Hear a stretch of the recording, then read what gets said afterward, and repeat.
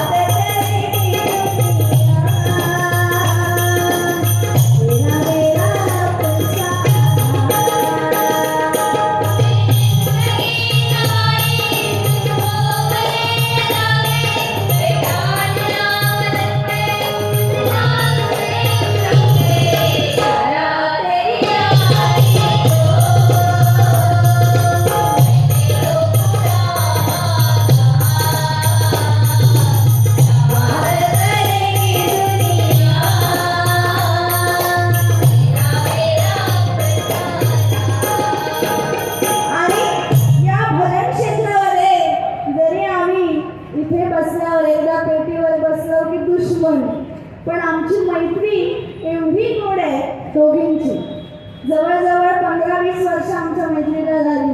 अजून सुद्धा तशीच टिकून आहे. भले देवगड आपण असलो तरी सुद्धा. म्हणून आमच्या मैत्रीसाठी गोवा आणायला लागतो. नाहीतर नंतर काय काय बोलशील आज. I can give